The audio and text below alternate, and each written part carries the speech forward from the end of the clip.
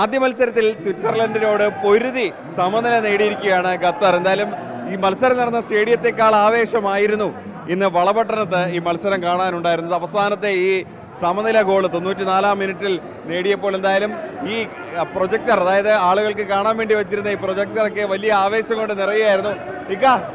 ഇന്നത്തെ മത്സരം എങ്ങനെ ഉണ്ടായിരുന്നു? മത്സരം സൂപ്പർ മത്സരമായിരുന്നു. സെക്കൻഡ് ഹാഫിലായിരുന്നു ഖത്തറിന്റെ കളി വന്നത്. മൂന്നാൾ ചേർച്ചതിന് ശേഷം സൂപ്പർ കളിയായിരുന്നു. ആ ഗോളും അടിപൊളി ഗോൾ, 1-1 ഗോൾ.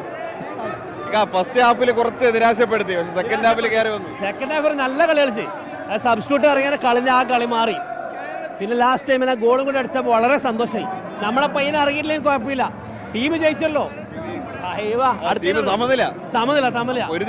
അതെ അതെ, അടുത്ത കളി ചെക്കനാണ് നമ്മളെ പയ്യനെ ഇറങ്ങും.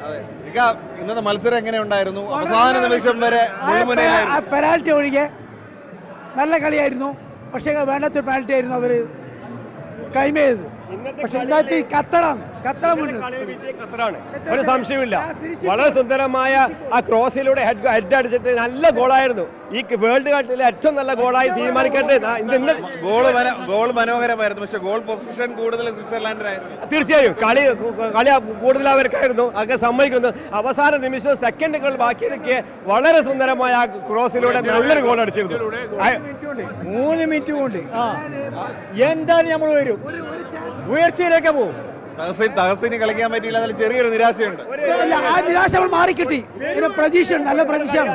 തീർച്ചയായിട്ടും നിയമത്തിന് നേരത്തെ കടക്കും. ഇതൊരു ഫുട്ബോൾ കളിയാണ്. അത് അതിൻ്റെതായ കോച്ചിന്റെ അവിടെ കാര്യങ്ങൾ പറഞ്ഞ് സംസാരിച്ച് ചെയ്യുന്ന കാര്യങ്ങളാണ്. അല്ലാണ്ട് സസ്യ കളിക്കുന്ന ഒരു ബുദ്ധിമുട്ടുമില്ല നമുക്ക്.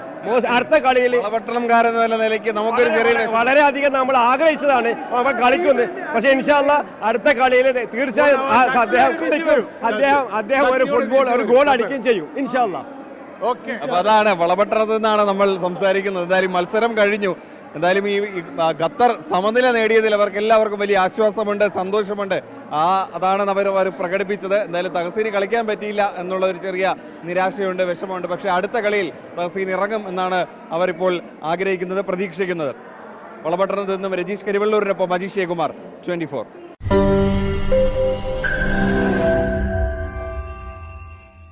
ലോകത്തെവിടെയായാലും ഏത് സമയത്തും 24 വാർത്തകളും ഓഗ്മെന്റഡ് റിയാലിറ്റി പാക്കേജുകളും എക്സ്പ്ലെയിനറുകളും വിശദമായി കാണാൻ ഞങ്ങളുടെ യൂട്യൂബ് ചാനൽ നിങ്ങൾക്ക് സബ്സ്ക്രൈബ് ചെയ്യാം.